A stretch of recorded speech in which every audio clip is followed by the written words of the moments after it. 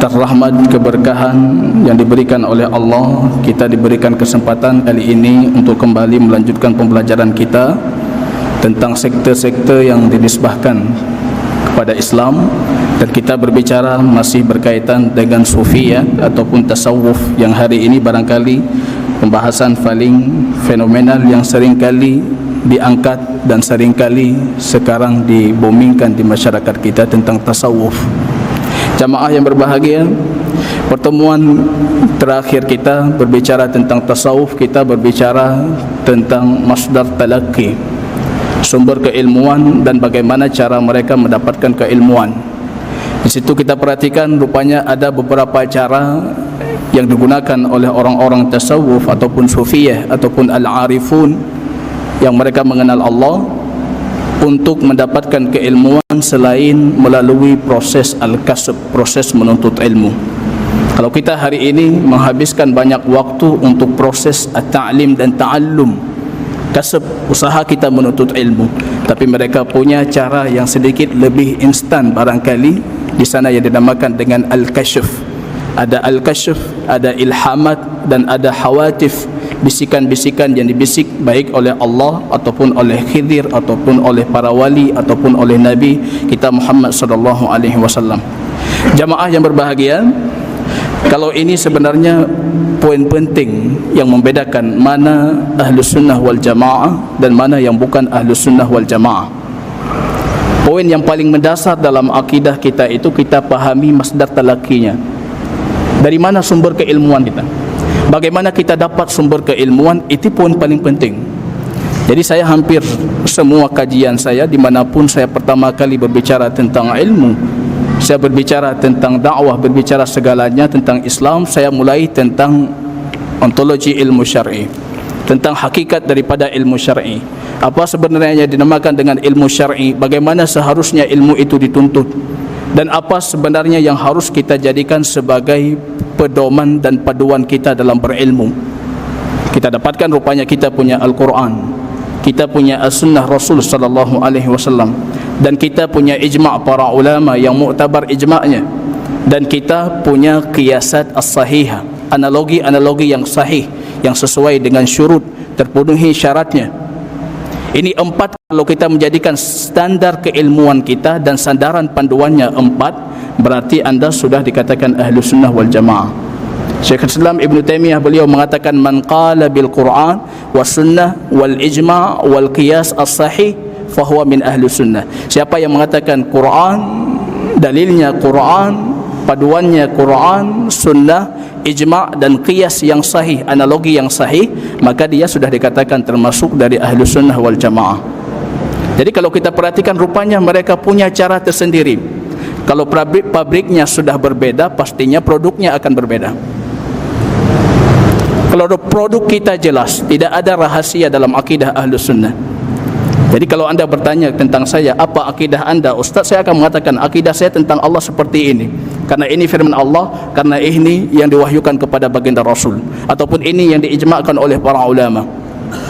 Kalau anda bertanya tentang muamalat saya jelas, saya punya dalil Quran, sunnah, dan apapun yang dijadikan paduan oleh para ulama. Jadi ketika pabrik kita di sini berbeda, ini yang akan jadi bahan pembahasan kita, lahir produk yang berbeda. Berbeda dari sisi i'tiqad. Banyak yang bertanya, kenapa anda mengkaitkan tentang tasawuf sufiyah dengan i'tiqad? Apa arti tasawuf dan sufiyah kalau tidak ada akidah? Punca permasalahannya sebenarnya di akidahnya, bukan di pembahasan lainnya. Kemudian berbeda dalam tariqah al-ibadah, berbeda dalam mengklasifikasi, memberikan pentaksiman terhadap individual ketakwaan. Itu semuanya muncul perbedaan disebabkan oleh perbedaan alat, yang mana mereka menjadikan itu standar sumber keilmuan dalam pemahaman ataupun sekte tasawuf ataupun sufiyah. Jadi jamaah yang berbahagia, kalau kita perhatikan di sini sudah berbeda, pasti akan lahir banyak perbedaan. Maka anda coba membuka kitab Imam Al-Ghazali, Ihya Ulumuddin, kitab yang sangat fenomenal, sangat terkenal di masyarakat kita. Ketika beliau berbicara tentang ahli tauhid, beliau langsung membagi ahli tauhid itu jadi tiga. Ada orang-orang yang mengimani, hatinya mengimani lafaz yang ada dalam Al-Quran, yang ada dalam wahyu. Itu kata beliau awamul muslimin, orang-orang awam dari kalangan muslimin. Anda semuanya kena.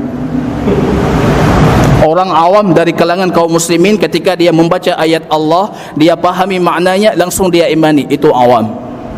Ini bukan perkataan saya. Kalau anda ingin kembali ke kitab Imam Al-Ghazali, Ihya Ulumuddin. Ada tauhid yang kedua, yashhudul khaliq, yashhudul haq an tariki nuril haq. Mereka bisa melihat al-haq. Al-haq di sini Allah, dengan cahayanya Allah, an tarikil qasb. Allah mersingkapkan ta'birnya, mensingkapkan hijabnya kepada mereka. Ini yang dimaksudkan dengan wahdatus syuhud. Sering disebutkan oleh orang-orang tasawuf, mereka sampai kepada tingkat wahdatus syuhud. 2 minggu yang lalu saya dipertanyakan tentang tazkiyah an-nufus yang sering saya bawa. Ustaz, anda berbicara tentang tazkiyatun nufus, penyucian jiwa. Targetnya apa? Kalau kami sufiyah, targetnya jelas, sampai bisa melihat Allah. Target anda apa? Saya justru sedikit tertegun. Saya mengatakan target kita sama, sampai melihat Allah. Tapi bedanya kami melihat Allah besok di syurga. Nah, saya jadi khawatir anda melihatnya nanti di mana. Saya melihat Allah nanti di syurga, sebagaimana disabdakan oleh baginda Rasul. Target tazkiyatun nufus, penyucian jiwa kita, besok kita melihat Allah. La tudhamuna fi ru'yatihi, dengan tasydid ataupun dengan tanpa tasydid. La tudham bitasydid.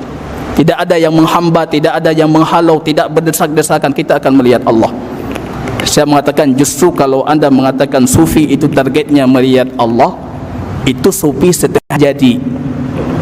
Perhatikan kitab Ihya Ulumuddin, Imam Al-Ghazali mengatakan itu maqam al-muqarrabin, orang-orang yang dekat dengan Allah maqamnya sampai dia bisa melihat Allah. Ya'budullah ka'annaka tarahu wa illam takun tarahu fa innahu yarak, sehingga engkau betul-betul melihat Allah. Itulah ihsan.